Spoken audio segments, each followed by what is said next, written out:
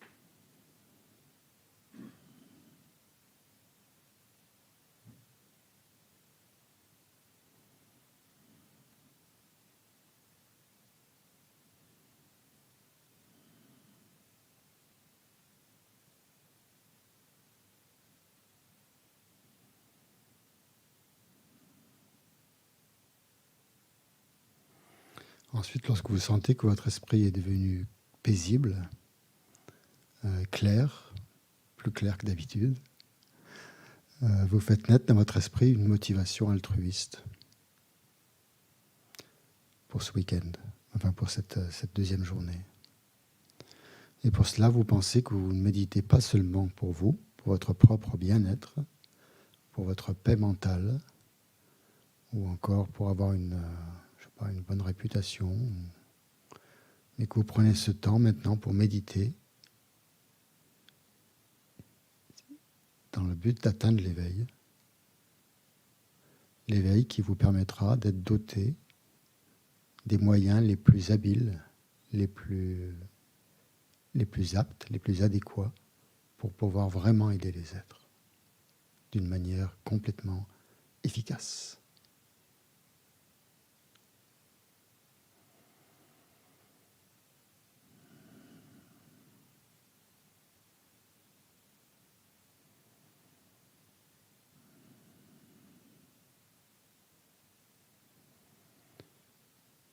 Donc on va faire une petite méditation analytique pour reprendre un petit peu tout ce qu'on a vu jusqu'à présent et jusque là où on en est actuellement, jusqu'au refuge. Donc commencez par considérer que le monde dans lequel on vit, en fait, est rempli de dangers. Il y a toutes sortes de souffrances qui apparaissent, toutes sortes de problèmes que l'on rencontre au quotidien. Et on ne sait jamais ce qui va nous arriver. Donc malgré cela, pensez à la chance incroyable que nous avons d'avoir cette naissance humaine avec plein de qualités, plein de richesses, plein de ressources intérieures et extérieures. Mais essayez déjà de vous réjouir de cet acquis qui est là, quoi. Qui est là présentement. C'est pas une fabulation, c'est une réalité.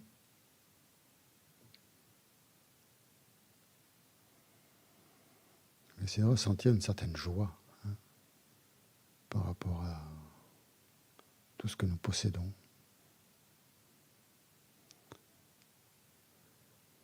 Notamment la joie que l'enseignement du Bouddha est toujours disponible à notre époque, ce qui n'est pas évident. Il aurait pu disparaître, mais malgré les 2500 ans qui nous séparent de l'éveil du Bouddha, ces enseignements sont toujours disponibles, sont toujours à notre portée. On peut les recevoir, on peut les étudier, on peut y réfléchir, on peut les méditer, et grâce à ça, on peut se transformer, on peut évoluer.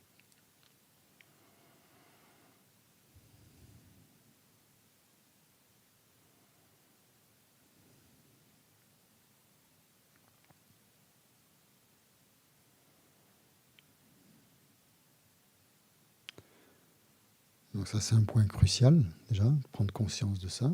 Deuxième point, c'est de prendre conscience que cette chance incroyable peut s'interrompre à tout instant, d'un moment à l'autre.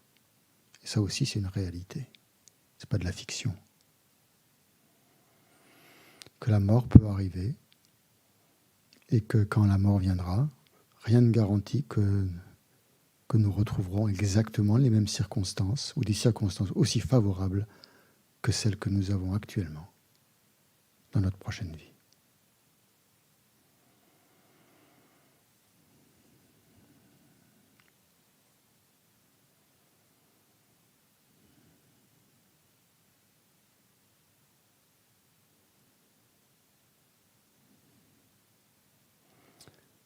Et pourquoi ? Parce qu'étant donné les graines karmiques les graines karmiques négatives qui sont puissantes et qui sont présentes dans notre courant de conscience, il y a de grandes chances que nous renaissions dans l'un des 3 états d'existence inférieurs,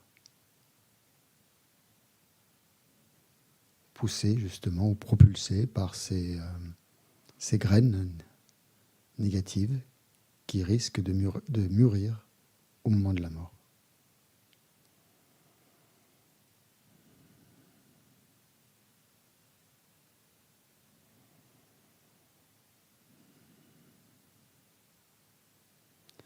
Donc essayez de ressentir ce que ça, c'est tout à fait possible.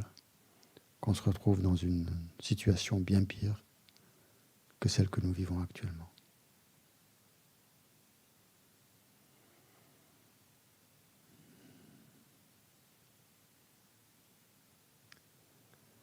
Donc si on y pense, automatiquement s'élève en nous une certaine crainte, une forme de peur de ces souffrances, des souffrances, des états d'existence inférieurs. Et ça, c'est le niveau le plus élémentaire pour prendre refuge dans les trois joyaux. Cette crainte de devoir endurer dans une vie prochaine de grandes souffrances.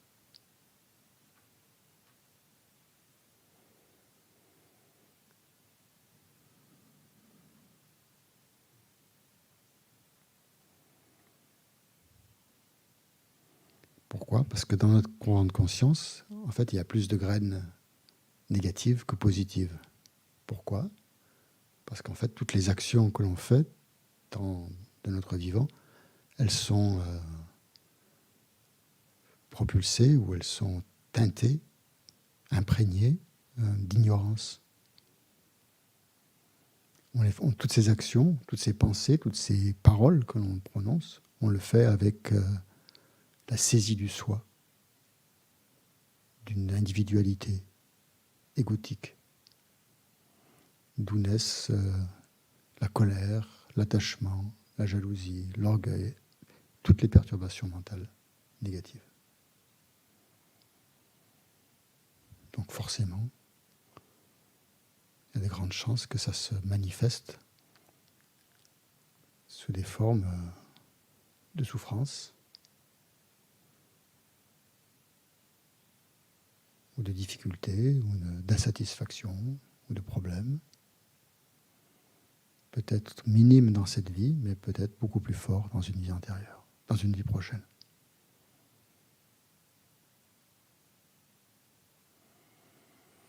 Donc quand on pense à ça, forcément, il y a une crainte qui apparaît.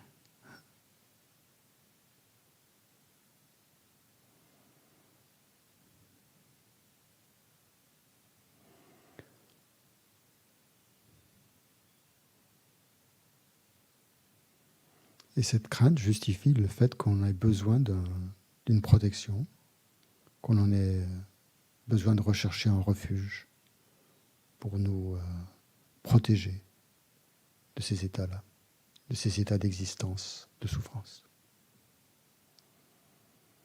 Et c'est ce que proposent justement les trois joyaux du refuge. Donc ça, c'est le premier niveau de la prise de refuge. Deuxième niveau, c'est de considérer que si l'on renaît, la renaissance prochaine, même si elle est dans un état plutôt favorable, dans un corps humain par exemple, ou dans un corps plus qu'humain, un corps de divinité ou autre, dans d'autres mondes, ça sera quand même le samsara. C'est-à-dire, ça sera quand même soumis au karma et aux perturbations mentales. Donc on ne sera pas vraiment libre. Et il y aura forcément aussi des souffrances. La souffrance déjà de naître, la souffrance de vieillir, la souffrance de la maladie, la souffrance de la mort, la souffrance d'être séparé de gens ou de situations qu'on apprécie, la souffrance de ne pas rencontrer ce qu'on voudrait rencontrer, plein de souffrances, physiques, mentales. Dans le samsara, c'est en fait que ça. C'est pour ça qu'on l'appelle un océan de souffrance. Donc même si on renaît dans le samsara à un niveau supérieur, il y aura encore de la souffrance. Donc ça, c'est le deuxième niveau de la prise de refuge. On prend refuge pour se libérer de toutes les souffrances du samsara, pour que le refuge nous protège, même des souffrances des mondes supérieurs.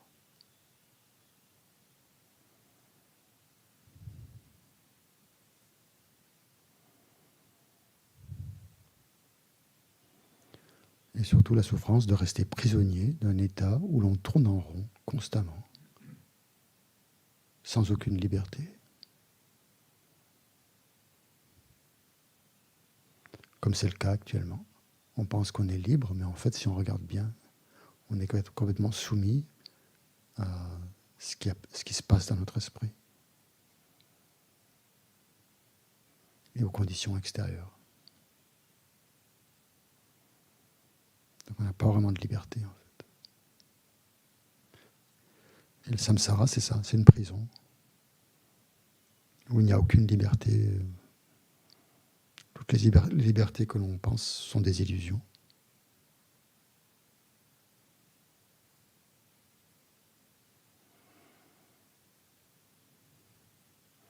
Et donc à ce moment-là, on peut essayer de faire ressentir en soi un renoncement aux souffrances du samsara, que l'on n'a plus du tout envie de demeurer dans un état où l'on est prisonnier de la souffrance, où on veut se libérer de ces souffrances. Donc ça, c'est le deuxième niveau de refuge. On prend refuge pour se libérer du samsara, pour atteindre la libération.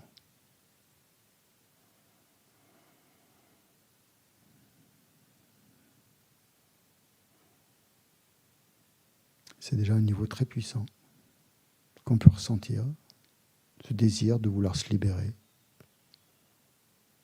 de la prison.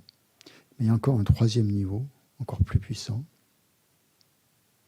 c'est de considérer en fait que tous les êtres qui sont prisonniers du samsara souffrent. Et que tous ces êtres, en fait, nous sommes liés à tous ces êtres. Donc même si l'on s'échappe de la prison, on se retrouve seul et à qui on pense, eh bien, à tous ceux qui sont restés dans la prison. Donc ce n'est pas vraiment une solution. Donc le troisième niveau, c'est la compassion. C'est prendre refuge avec compassion comme cause, justement, pour libérer tous les êtres de la prison du samsara.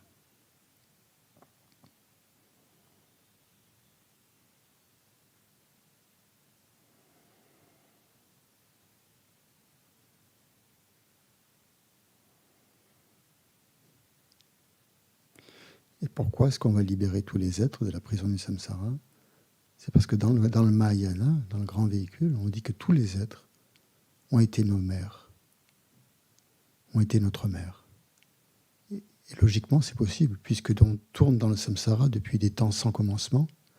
Donc dans le samsara, on a pris une infinité de naissances, de renaissances, et chaque fois qu'on a pris une naissance, on avait une mère.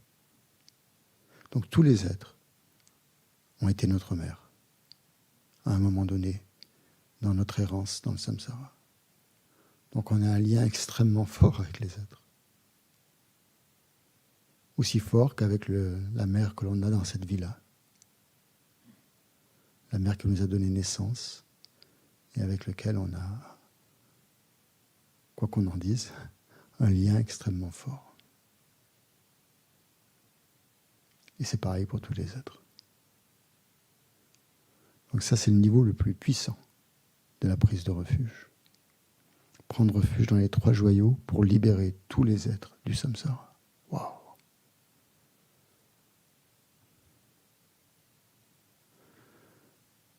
En ressentant une grande compassion pour les êtres, en ressentant beaucoup d'amour pour eux, en souhaitant qu'ils soient complètement libérés de la souffrance et qu'ils parviennent à un bonheur éternel. Donc c'est ça la détermination d'atteindre l'éveil. Ce n'est pas la simple libération pour soi, c'est le souhait d'atteindre l'éveil pour tous les êtres. Et le plus vite possible, pour qu'ils souffrent le moins possible.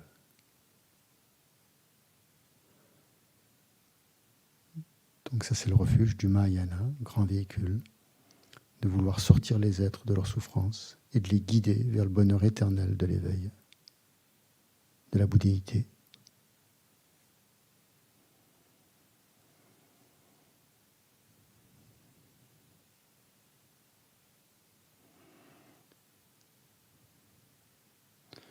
quand on ressent cette profonde compassion, cet amour bienveillant pour les êtres, et cette détermination à les sortir du samsara, on se tourne vers les trois joyaux, vers le Bouddha, le Dharma, le Sangha, comme protection, sachant, en ayant pleinement confiance, que ces trois joyaux sont aptes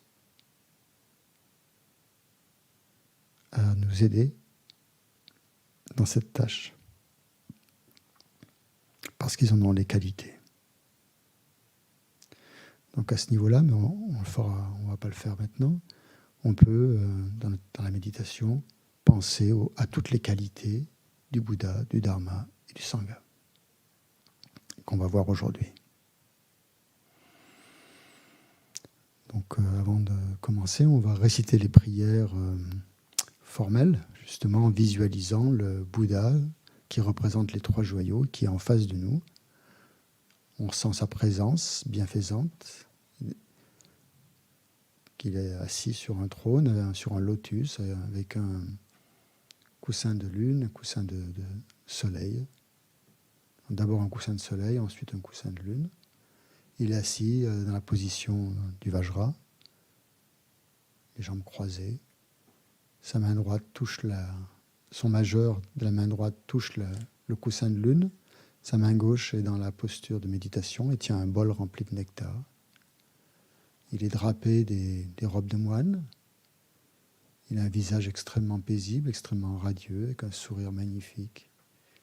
Et il a les yeux de compassion qui sont dirigés vers nous, dirigés vers tous les êtres qui nous entourent et qui vont réciter ces prières, comme on l'imagine, en même temps que nous.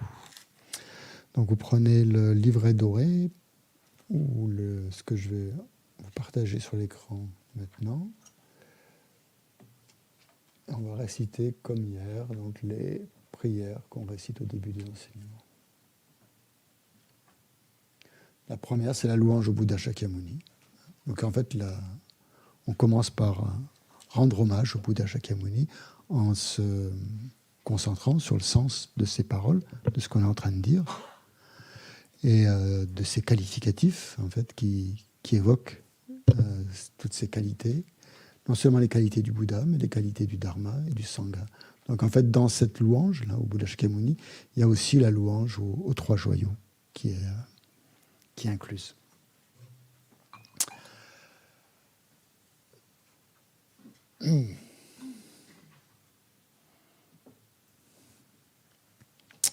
Maître enseignant, Bhagavan, Tathagata, Arhat Bouddha pleinement accompli, parfait en connaissance et en bonne conduite, Sugata, connaisseur du monde, insurpassable guide des êtres à discipliner, enseignant de tous les dieux et de tous les hommes, à vous Bouddha Bhagavan, glorieux conquérant, Shakyamuni, je rends hommage et présente des offrandes, en vous je prends refuge.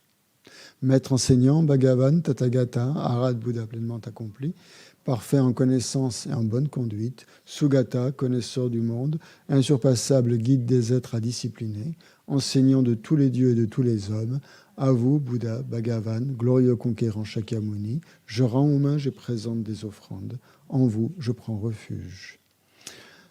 Enseignant, Bhagavan, Tathagata, Arhat Bouddha pleinement accompli, parfait en connaissance et en bonne conduite, Sugata, connaisseur du monde, insurpassable guide des êtres à discipliner, enseignant de tous les dieux et de tous les hommes, à vous, Bouddha Bhagavan, glorieux conquérant, Shakyamuni, je rends hommage et présente des offrandes, en vous, je prends refuge. Vous, chef parmi les hommes, à votre naissance, vous avez fait 7 pas sur cette grande terre et annoncé « Je suis suprême en ce monde ». À vous, sage en ce temps-là, je rends hommage. Corps parfaitement pur, forme éminemment noble, océan de sagesse, vous êtes pareil à une montagne d'or, et votre renommée illumine les 3 mondes. À vous, Sauveur suprême, je rends hommage. Vous êtes orné des marques excellentes, votre visage est semblable à une lune immaculée, et votre teint pareil à l'or. À vous, je rends hommage. Pur comme vous, les 3 mondes ne le sont pas. À vous, dont la sagesse est incomparable, je rends hommage. Sauveur à la grande compassion, enseignant qui connaît toutes choses, champ de mérite aux qualités aussi vastes que l'océan, à vous, ainsi allez, je rends hommage. Par la pureté, il délivre de cet attachement. Par la vertu, il libère des renaissances infortunées. Unique chemin, réalité pure et suprême, au dharma qui apaise, je rends hommage. Vous êtes libérés et montrez la voie qui mène à la libération. Vous observez avec ferveur les préceptes de l'éthique. Chant pur doté de réalisation, à vous, assemblée suprême, vouée à la vertu, je rends hommage. Hommage au suprême Bouddha, hommage au refuge du Dharma, hommage au noble Sangha, avec une dévotion infinie, hommage à vous trois. À vous qui êtes dignes de respect, m'inclinant avec des corps aux aspects les plus divers, aussi nombreux que les atomes de tous les royaumes, avec une foi suprême, je rends hommage. Ne commettre aucune action nuisible, s'engager dans les actions saines et parfaites, discipliner complètement son esprit, tel est l'enseignement du Bouddha. Comme une étoile, une vue déficiente, une flamme, une illusion, une goutte de rosée ou une bulle, un rêve, un éclair ou un nuage, considérez ainsi tous les phénomènes composés. Par ses mérites, puissent les êtres atteindre l'état d'omniscience et vaincre l'ennemi, les défauts. Puissent-ils se libérer de l'océan de l'existence cyclique, agité par les vagues tumultueuses de la vieillesse, de la maladie et de la mort. On essaie de ressentir les bienfaits de cette prise de refuge, au moins formelle, comme ça, dans l'esprit, en ayant donc loué les qualités du Bouddha. Donc il y a une triple accumulation ici, parce qu'on fait ça en joignant les mains, donc notre corps, on le fait avec le corps, on le fait avec la parole, en récitant ses louanges, et on le fait avec l'esprit, en se concentrant donc sur les qualités que l'on vient d'évoquer.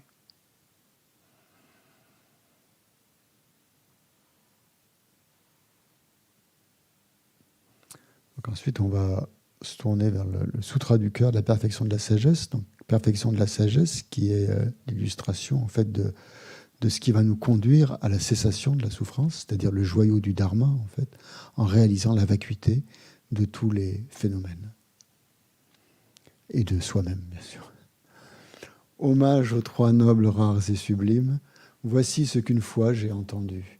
Le Bhagavan se trouvait à Rajagriha, sur le pic des vautours, entouré d'une grande congrégation de moines et d'une grande assemblée de bodhisattvas. À ce moment-là, le Bhagavan était absorbé dans la concentration sur les catégories de phénomènes appelées perceptions profondes. Au même moment, le bodhisattva, Mahasattva, Aryavalokiteshvara, contempla la pratique même de la profonde perfection de la sagesse, et il vit que les 5 agrégats également étaient vides de nature propre. Puis, par le pouvoir du Bouddha, le vénérable Shariputra, s'adressant en ces termes au bodhisattva, Mahasattva, Aryavalokiteshvara. Les fils de la lignée, désireux de pratiquer la profonde perfection de la sagesse, comment doivent-ils s'y prendre? Le bodhisattva, Mahasattva, Aryavalokiteshvara, répondit alors au vénérable Sharadvatiputra. Shariputra, les fils ou les filles de la lignée qui désirent pratiquer la profonde perfection de la sagesse doivent la considérer de la manière suivante. Ils doivent contempler correctement et à maintes reprises le fait que les 5 agrégats, eux aussi, sont vides de nature propre. La forme est vide, la vacuité est la forme. La vacuité n'est pas autre que la forme et la forme n'est pas autre que la vacuité. De même, la sensation, l'identification, les facteurs composés et la conscience sont-ils vides. Shariputra, ainsi, tous les phénomènes sont-ils vacuités. Ils sont sans caractéristiques. Ils ne naissent ni ne cessent, ne sont ni souillés ni non souillés, ni déficients ni parfaits. Shariputra, dans la vacuité, il n'y a ni forme, ni sensation, ni identification, ni facteurs composés, ni conscience. Ni œil, ni oreille, ni nez, ni langue, ni corps, ni mental. Ni forme, ni son, ni odeur, ni saveur, ni toucher, ni phénomène mental. De l'élément de l'œil et ainsi de suite, jusqu'à l'élément du mental et l'élément de la conscience du mental, il n'y a pas d'élément. Il n'y a ni ignorance, ni élimination de l'ignorance, et ainsi de suite, jusqu'à il n'y a ni vieillissement et mort, ni élimination du vieillissement et de la mort. Et à l'avenant, il n'y a ni souffrance, ni origine de la souffrance, ni cessation, ni voie. Et il n'y a ni sagesse transcendante, ni obtention, ni non-obtention. Shariputra, ainsi, puisqu'il n'y a pas d'obtention, les bodhisattvas se fondent-ils sur la perfection de la sagesse, et ils demeurent en elles, l'esprit, sans voile et sans peur. Et comme ils sont passés bien au-delà de toute erreur, ils parviennent au stade final du nirvana. C'est en s'appuyant sur la perfection de la sagesse que tous les Bouddhas des trois temps, eux aussi, font naître pleinement l'insurpassable éveil parfaitement accompli. Aussi le mantra de la perfection de la sagesse, le mantra de la grande connaissance, le mantra auquel rien n'est supérieur, le mantra égal à l'inégalable, le mantra qui apaise à jamais toute souffrance, doit être reconnu comme véridique car il ne trompe pas. Et voici le mantra de la perfection de la sagesse. Tayata gate gate paragate parasamgate bodhi soha. Shariputra, c'est ainsi qu'un bodhisattva mahasattva doit s'exercer à la profonde perfection de la sagesse. Puis le Bhagavan, sorti de sa concentration, éloua le bodhisattva mahasattva Aryavalokiteshvara en disant « Bien, bien, ô fils de la lignée, il en est ainsi, il en est bien ainsi. C'est exactement comme tu viens de l'exposer qu'il convient de pratiquer la profonde perfection de la sagesse, et les Tathagatas eux-mêmes se réjouissent. » Lorsque le Bhagavan lui dit cela, le vénérable Sharadatiputra, le bodhisattva mahasattva Aryavalokiteshvara, l'entourage au complet, ainsi que le monde des dieux, des hommes, des asuras et des gandharvas, furent remplis de joie et louèrent les paroles du Bhagavan. Ensuite, donc au bas de la page 81, on récite la prière à Dakini au visage de lion. De la sphère sacrée suprême de Ketchara, vous qui par vos pouvoirs de clairvoyance et d'émanation magique prenez soin des pratiquants comme une mère de ses enfants, devant l'assemblée des Dakini des trois endroits, je me prosterne. Akasamara Shasadara Samara Yape.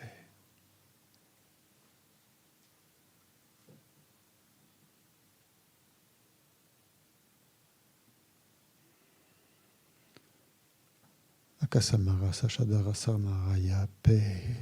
Tayata Gate Gate Paragate Parasamgate Bodhi Soha. Par les enseignements des trois nobles, rares et sublimes, dotés du pouvoir de la vérité, que les obstacles soient évités, qu'ils soient chassés, qu'ils soient apaisés, que tous les ennemis et toutes les forces négatives contraires au Dharma soient complètement pacifiés. Shantim Kuru Soha.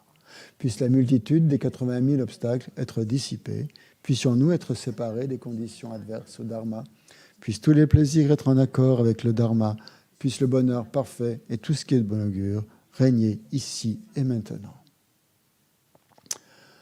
Donc on va ensuite à la page 98 pour l'offrande de mandala, pour demander au Bouddha d'enseigner.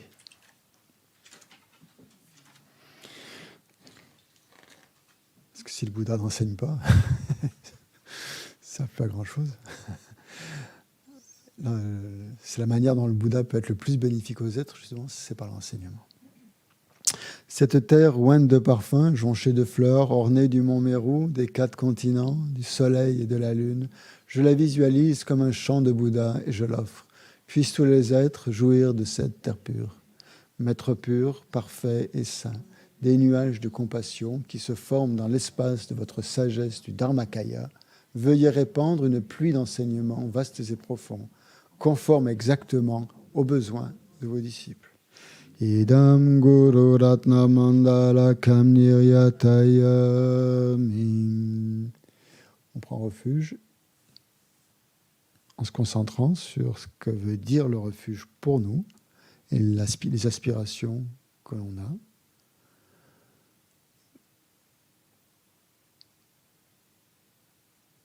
Quel que soit donc notre niveau.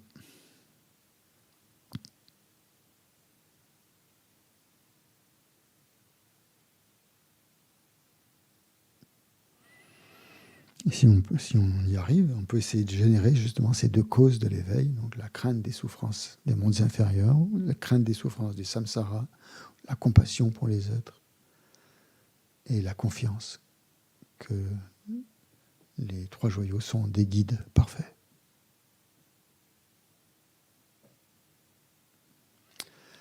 En le Bouddha, le Dharma et la Sangha, jusqu'à l'éveil, je prends refuge. Grâce au mérite réuni par ma pratique de la générosité et des autres vertus, puissais-je devenir un Bouddha afin d'être bénéfique à tous les êtres. en le Bouddha, le Dharma et le Sangha. Jusqu'à l'éveil, je prends refuge. Ce mérite réuni par ma pratique de la générosité et des autres vertus. Puisse-je devenir Bouddha afin d'être bénéfique à tous les êtres.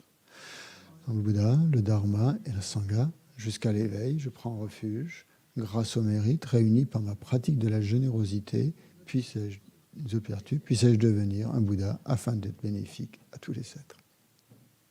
La troisième ligne, en fait, on devrait dire grâce au mérite réuni par l'écoute de l'enseignement. Hein, puisque là, dans ce cadre-là, c'est ce qu'on va faire. Puisse-je devenir un Bouddha afin d'être bénéfique à tous les êtres. Ok.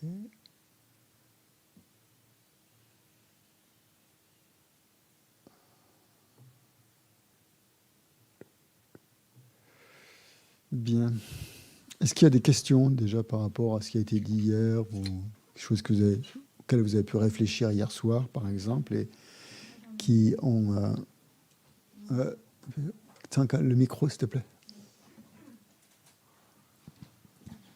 C'est qui?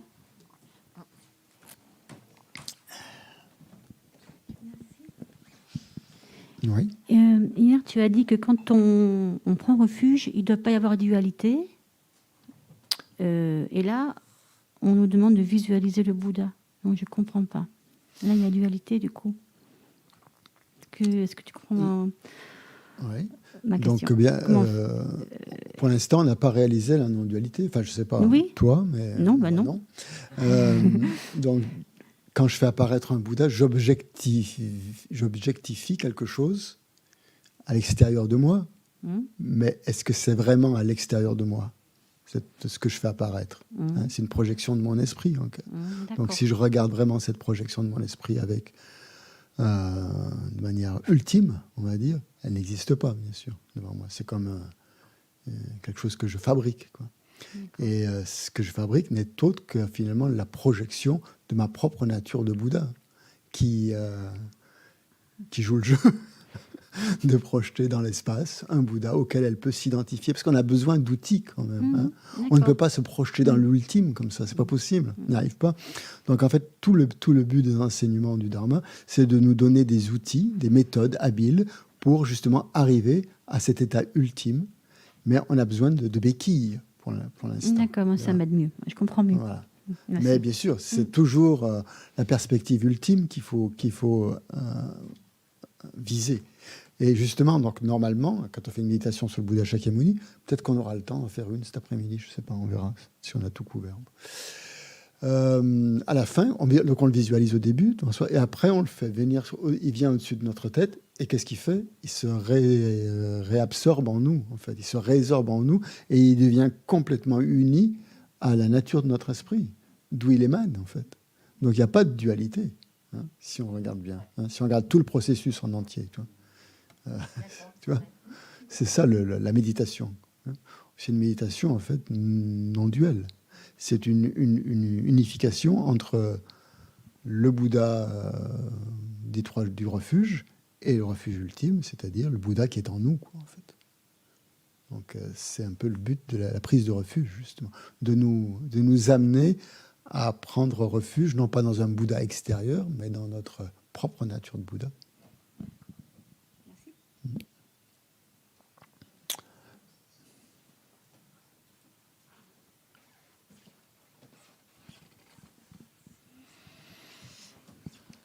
Alors, tu nous as dit hier que tous les êtres n'atteindraient pas l'éveil. Mais quand même, pour générer la bodhicitta, on espère pouvoir aider tous les êtres. Ouais. C'est un peu... contradictoire. Ouais, disons que j'ai essayé de voir d'un point de vue logique comment ça fonctionnait. C'est sûr que... des êtres, il y en a tout le temps, hein, des êtres. Donc, ça ne veut pas dire quand on prend les vœux de Bodhisattva, par exemple, on dit qu'on va amener tous les êtres à l'éveil. C'est notre souhait le plus ultime, ça aussi. C'est sûr qu'on peut, pour amener tous les êtres à l'éveil, c'est pas possible, en fait. Hein. mais on aspire à ça quand même, ou en amener le plus grand nombre possible, ou en tout cas dans le tous, il y a tous ceux qu'on est capable d'amener à l'éveil. C'est ça. Parce que quand vous serez Bouddha, en fait, quand tu seras Bouddha, quels sont les premiers êtres que tu vas emmener à l'éveil, à ton avis? Mon fils, Toutes, ma fille, mon conjoint, enfin mon mari, voilà, c'est ça. Mes parents, mes frères, mes sœurs. Si tu atteins l'éveil dans cette vie, en priorité, ce sera les gens, les personnes, les êtres avec qui tu as un lien très fort dans cette vie. Et ensuite, après, bien sûr, mais c'est eux qui, en priorité, peut-être, vont déjà bénéficier de ton éveil parce que forcément, tu as un lien le plus proche. Après, il y a des êtres avec qui on a des liens plus ou moins proches. Mais bon, c'est difficile. Pourquoi on ne peut pas amener tous les êtres à l'éveil? Parce que tous ne sont pas réceptifs à ça. Oui, c'est sûr. Mais le souhait d'un bodhisattva, bien sûr, c'est d'amener tous les êtres à l'éveil. C'est ça sa motivation. Est-ce qu'il va y arriver? Difficile, puisque tous ne sont pas ouverts à ça. On ne peut pas forcer un être à atteindre l'éveil s'il n'a pas envie. Donc peut-être qu'il faut, dissocier la motivation, ce qu'on veut vraiment, du résultat possible alors. C'est pas... À quoi ça sert de faire ça? Il vaut mieux viser je pense avoir une visée ultime. Ouais, parce que ça va se développer. Plus on a une vision ultime, disons à long terme, tout ça, plus ça donne de la force quand même intérieure. Si déjà on se met des limites, ça va pas très loin. Donc on essaie d'aller au-delà des limites en mettant cette motivation. Et c'est pour ça qu'on met tous les êtres. Pour qu'il n'y ait pas de limites. Même si les limites, il va y avoir des limites. Mais les limites, c'est pas nous qui les mettons. C'est les gens avec qui on a des interactions. Qui ne sont pas réceptifs. Qui ne sont pas réceptifs, qui ne sont pas intéressés. Okay. Mais nous, notre rôle, en fait, c'est de supprimer les limites de notre point de vue. De faire en sorte que ces limites, elles soient complètement effacées. Elles soient gommées, en quelque sorte. Donc, il ne faut pas penser aux limites, en fait. C'est ça. Voilà. Il faut vraiment faut avoir vraiment une vision très très vaste, la plus vaste possible. C'est ça le Mahayana, le grand véhicule. C'est le véhicule le plus vaste c'est ça que ça veut dire. C'est le véhicule universel. Si on ne veut pas le traduire par grand par rapport au petit, c'est le véhicule universel parce que ça prend en compte la totalité des êtres. Et donc d'un point de vue de la méthode aussi, c'est très intéressant parce que plus cette motivation est vaste et plus en fait elle procure du mérite à l'intérieur. Si on a quelque chose de limité, le mérite qu'on en a, il reste limité. Si on tourne son esprit vers quelque chose de vaste, le mérite est aussi vaste que ça. On dit il est aussi vaste que l'immensité des êtres. Et le moteur de la pratique, en fait, c'est ça, c'est les mérites. Quand est-ce qu'on a des obstacles, justement quand est-ce qu'on rencontre des obstacles? C'est quand on manque de mérite.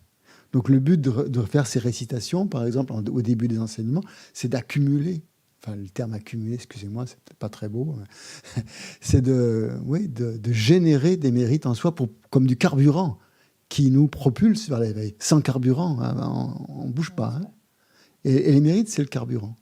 On a besoin de deux choses. On a besoin de mérite, d'accumuler, de mettre du carburant. Et on a besoin de purifier. C'est sanguer.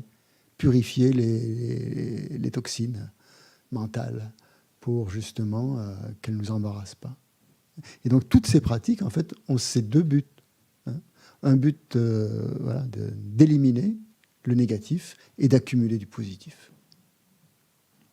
Et on ne fait que ça, en fait. Toute la voie, c'est ça. Toute la voie, c'est ça. Et c'est ce qu'on appelle la méthode, l'union de la méthode aussi et de la sagesse. L'union de la méthode et de la sagesse, donc qui nous permettent d'accumuler. Les mérites, c'est plutôt l'aspect méthode, mais aussi développer la sagesse. Merci. Voilà.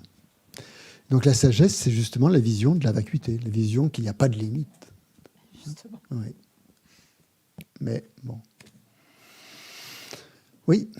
Sur Zoom, est-ce qu'il y a des questions? Ah, Claire a changé. Elle était devant moi hier, maintenant elle est sur Zoom. Hein? Oui. Je vous écoute. Ouvrez votre micro. Oui, il est allumé. Bonjour Christian. Bonjour Xavier. C'est pas trop par rapport au refuge, mais ce matin j'ai regardé Sagesse bouddhiste et dedans il y avait un reportage sur un musée, notamment sur le bouddhisme. Oui. Et le guide a dit textuellement qu'Amitabha, il suffisait d'avoir foi en Amitabha, des terres pures, pour y accéder. Et la vie d'après, on accédait, écoutez-moi bien, au salut. Au salut, à la libération. Au salut. Non, il n'a pas dit la libération, il a dit le salut. Bon, si, c'est un choix. Ça me gêne un petit peu. Est-ce que j'ai raison ou pas? Bon, je dirais plutôt la libération, mais bon, on peut aussi, s'il veut utiliser le mot salut, il n'y a pas de problème, oui, pourquoi pas. D'accord.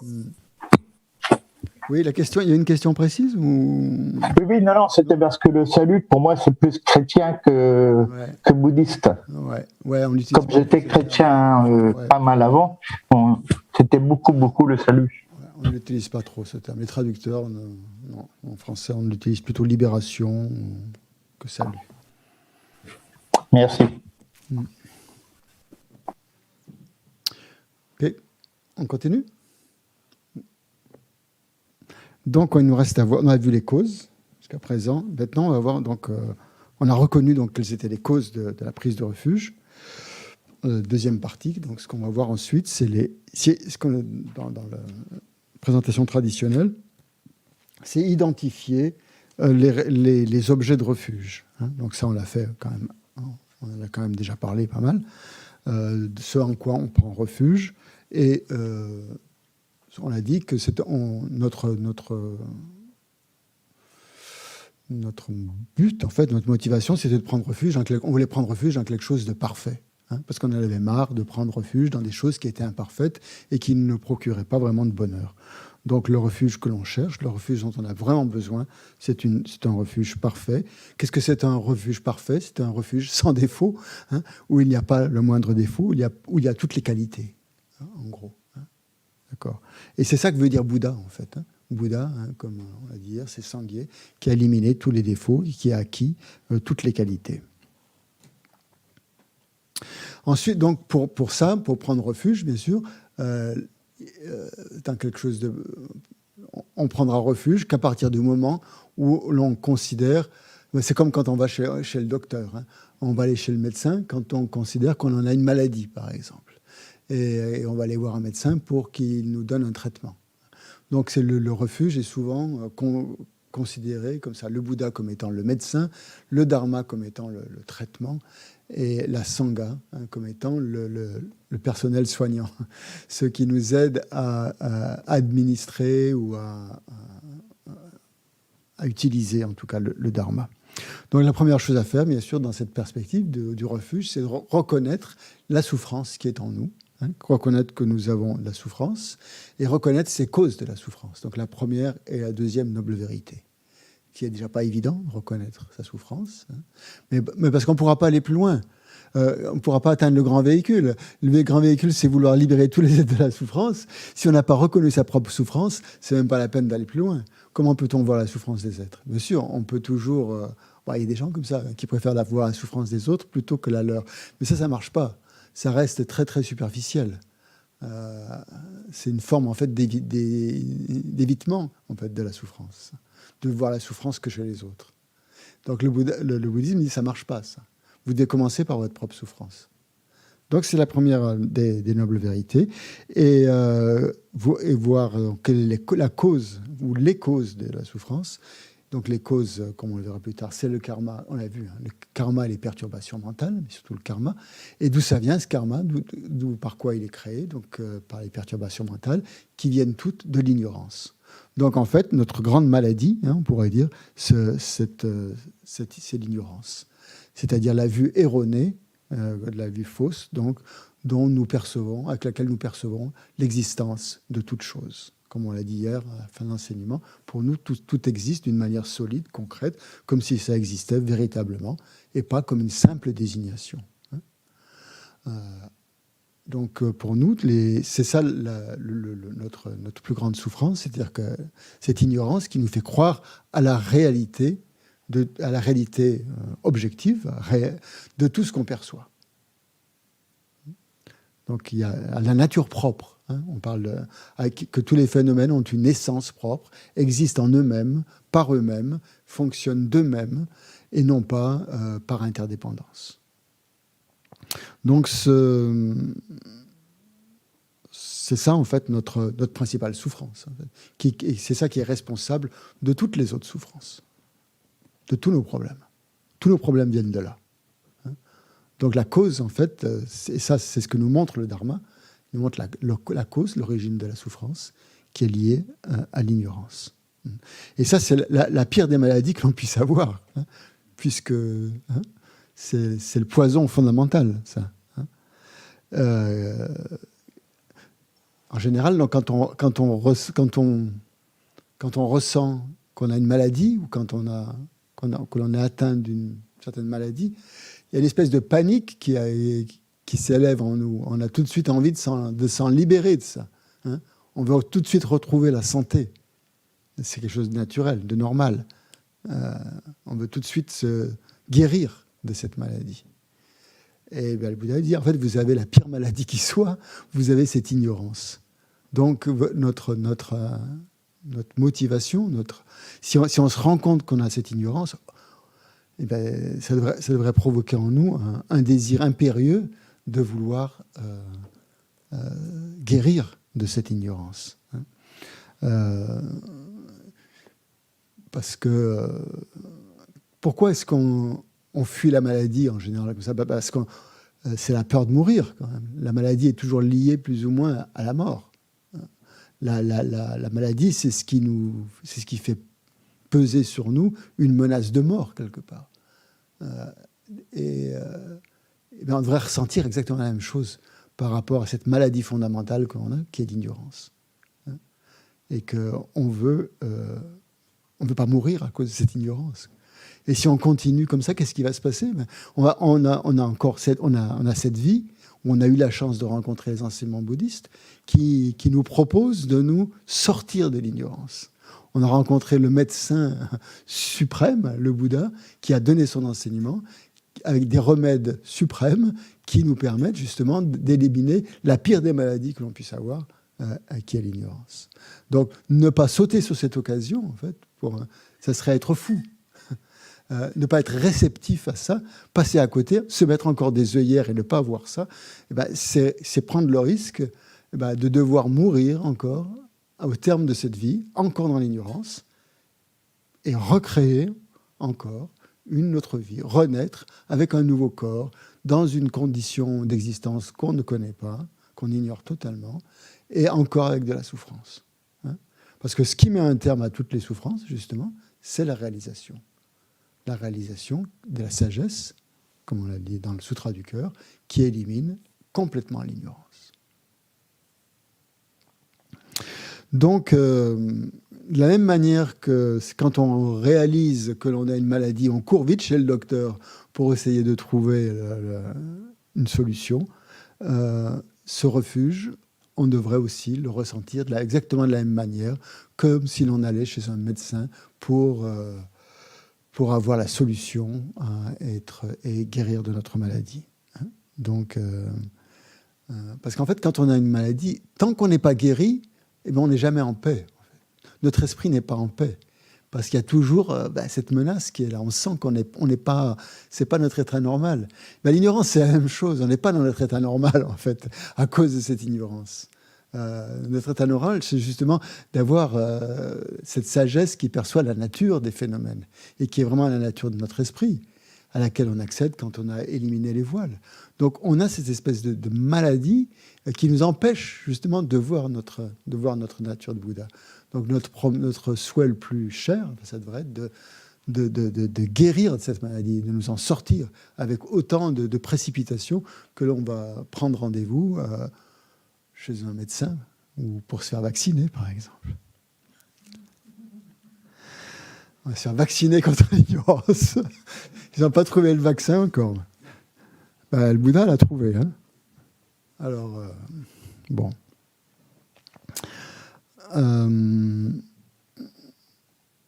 Donc cette ignorance, justement, c'est important de l'éliminer puisqu'elle est la cause de toutes les formes de maladies, toutes les formes d'insatisfaction, de toute gêne en fait que l'on peut rencontrer. Hein. C'est ça qui crée la maladie, c'est ça qui crée la vieillesse, c'est ça qui crée la mort et qui nous oblige dans la vie prochaine à renaître sous l'influence du karma et des perturbations mentales. Donc en fait, c'est vraiment la pire des maladies que l'on puisse avoir. Parce qu'en fait, le problème, si une maladie ordinaire, la pire chose qui puisse nous arriver d'une maladie ordinaire, c'est de mourir, en fait. Mourir de cette vie. Mais tandis que l'ignorance, c'est une maladie qui nous fait mourir de vie en vie, constamment. Hein. C'est ça qui nous maintient constamment dans le samsara. Donc, quand on prend refuge dans le Bouddha, c'est vraiment avec cette attitude de vouloir se débarrasser de cette maladie qui semble, dont on a l'impression qu'elle est incurable, quoi. Alors que le Bouddha a le remède. Donc, quand on se rend compte qu'on a cette maladie, donc on va essayer de trouver le docteur, le médecin parfait qui va nous guérir. Hein. Et on ne va pas vouloir trouver... Quand on a une maladie difficile, plutôt lourde, on va essayer de trouver un spécialiste, en général. On va essayer de trouver le meilleur docteur. En général, c'est ce qu'on fait quand même. C'est notre attitude normale, ça aussi. On ne va pas... se trouver n'importe qui. On veut trouver quelqu'un qui connaît bien le sujet, qui connaît bien ce domaine-là, hein, quel que soit le domaine dans lequel cette maladie se trouve. Hein. Donc on va aller voir un spécialiste. C'est la même chose dans le bouddhisme. On va se tourner vers le spécialiste de cette guérison.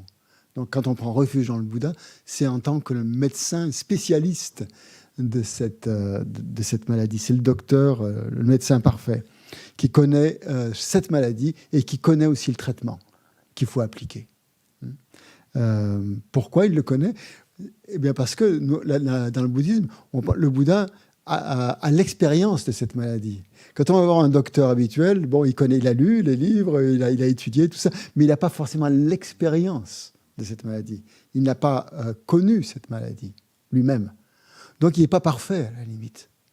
Il y a une connaissance livresque ou par l'expérience d'autres personnes.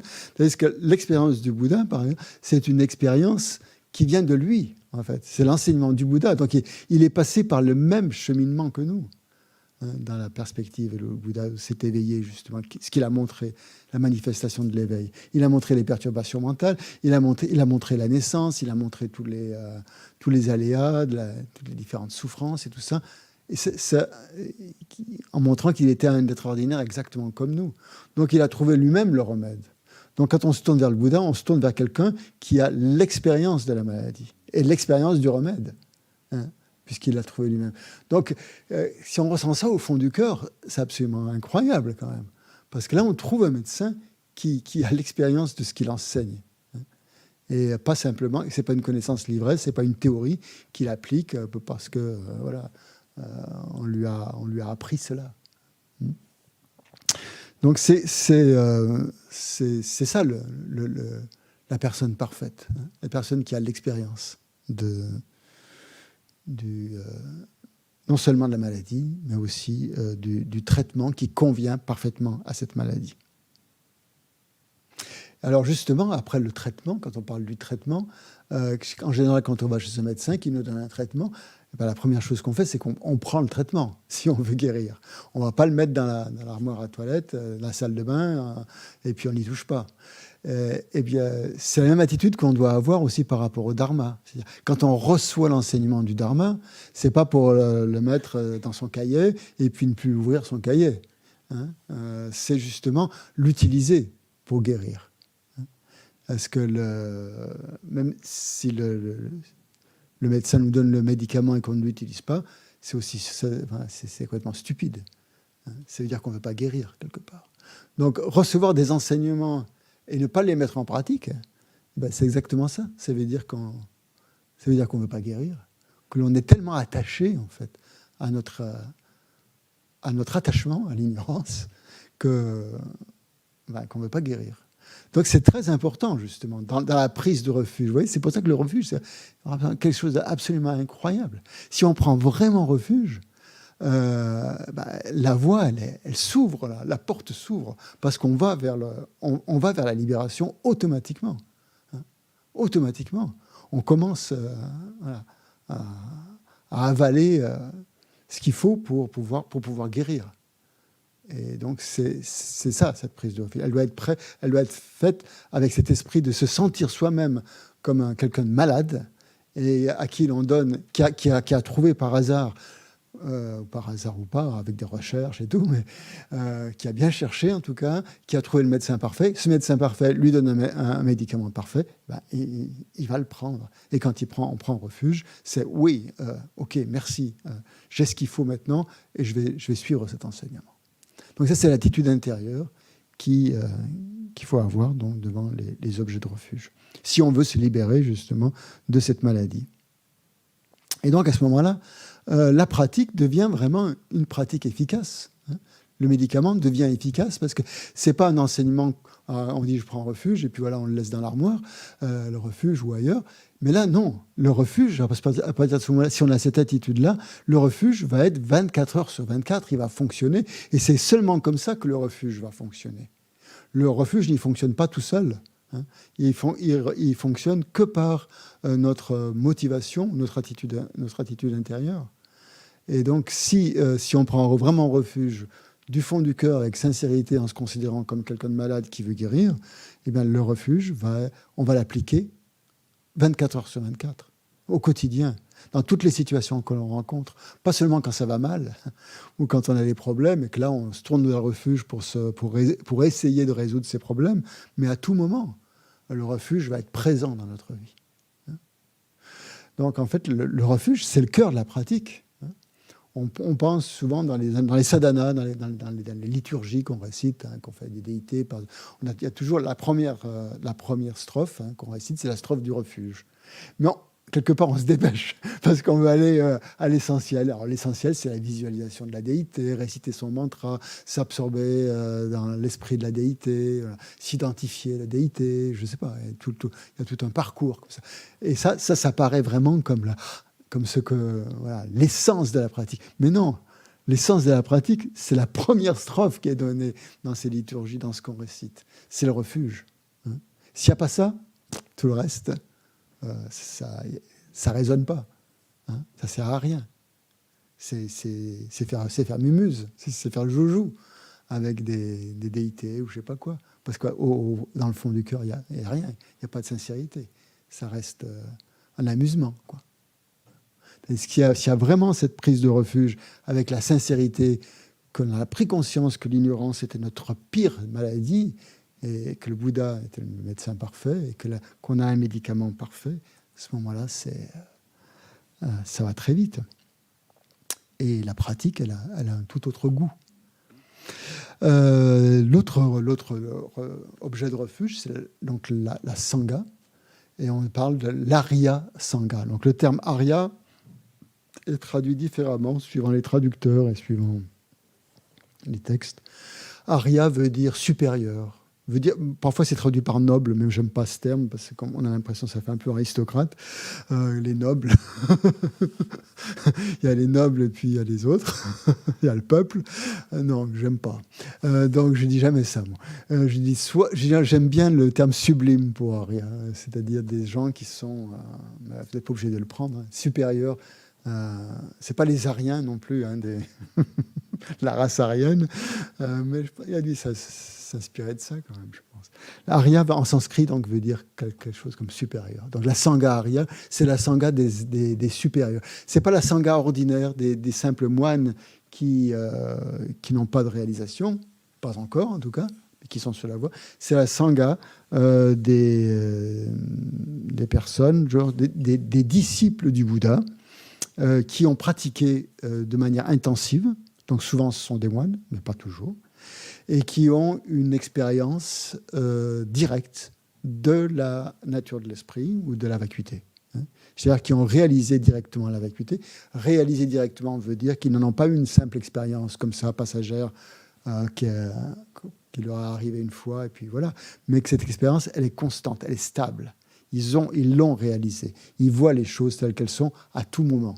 Ils l'ont intégrée. Comment on peut dire. Donc, ce sont des pratiquants. Ce ne sont pas des Bouddhas, ils ne sont pas encore Bouddhas, ils sont sur la voie de la bouddhéité.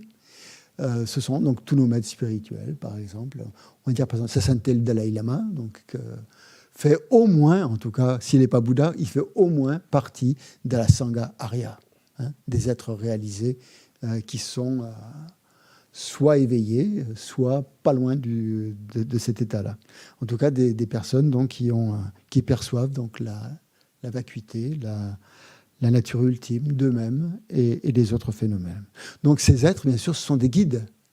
Ce sont des guides qualifiés sur la voie. On ne prend pas refuge. C'est le super personnel soignant, là. C'est pas n'importe qui. C'est des gens extrêmement qualifiés. C'est pas des... je sais pas, bon...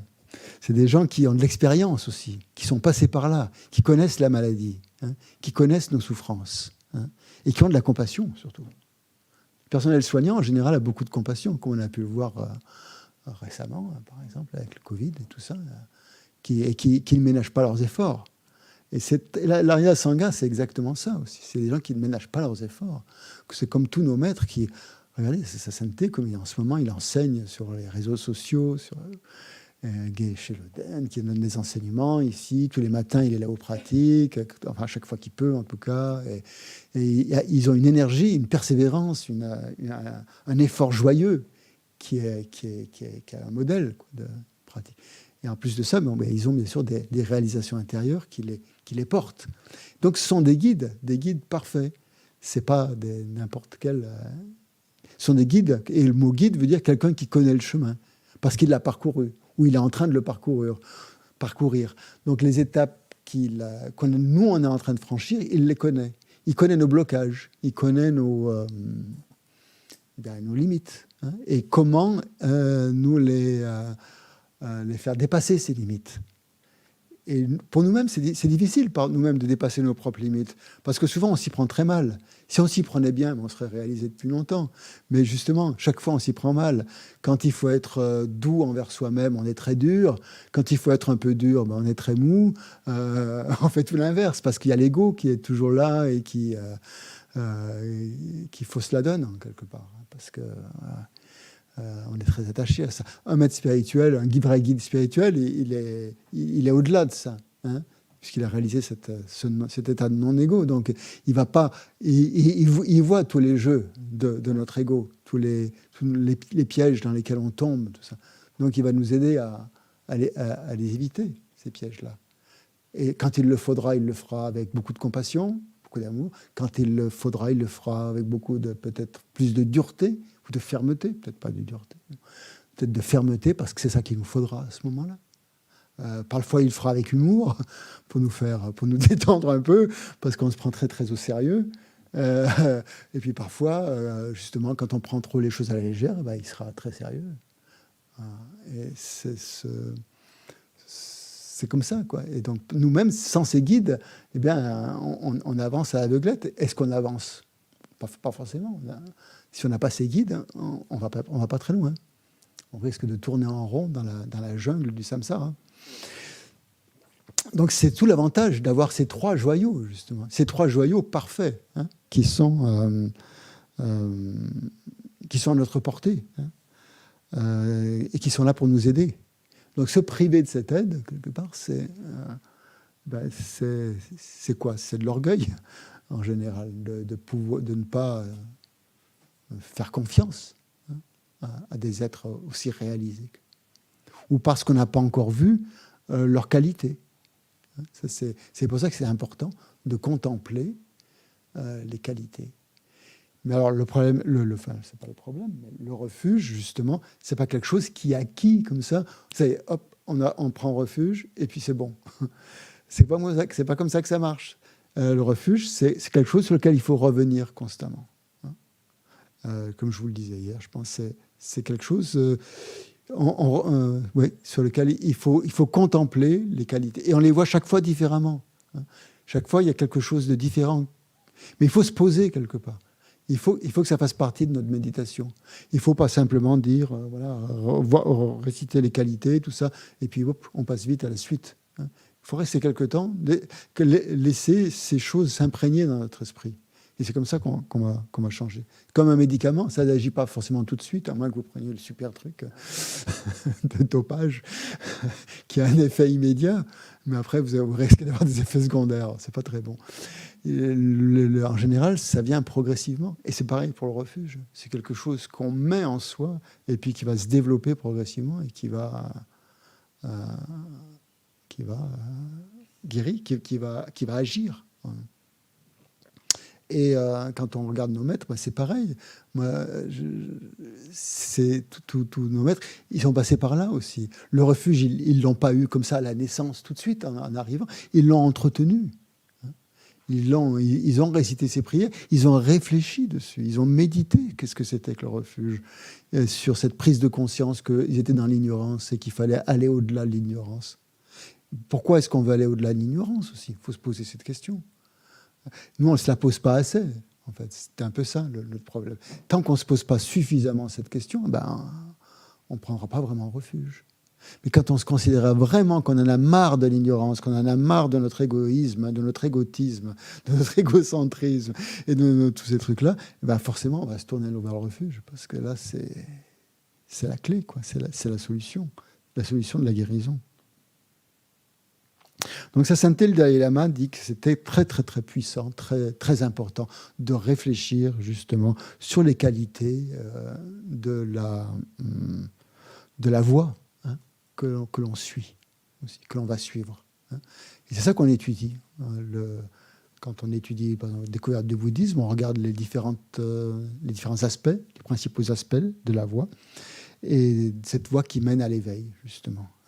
Donc, à partir du moment où on verra bien aussi les qualités de cette voie, on va avoir de l'admiration pour quelqu'un qui est arrivé au bout de la voie, comme le Bouddha. On va avoir de l'admiration aussi pour les gens qui pratiquent cette voie et qui sont plus en avance que nous, parce qu'ils nous montrent un exemple. Donc, en regardant la voie, on voit que c'est quelque chose qui est pas facile à suivre. Donc, ces gens qui la suivent, qui l'ont suivi et qui, depuis des générations, depuis l'époque du Bouddha, il y a combien d'êtres qui ont été réalisés ? Un nombre incalculable de gens qui ont suivi cette voie et qui la suivent encore. Donc, on peut que se sentir porté par cette quantité de personnes qui se sont engagées sur la voie et qui se sont transformées, voilà. Et ces gens-là, on peut lire leur biographie, par exemple, si on lit la biographie de Milarepa, par exemple, ou celle de Marpa, tous ces êtres réalisés du passé, elles existent, ces biographies. On peut regarder nos maîtres actuels, comme le Dalai Lama, et bien d'autres aussi, qui sont plus à notre portée, voir comment ils agissent, voir comment ils sont l'incarnation des qualités de la voie. Donc c'est ça qui va nous donner vraiment de la conviction et de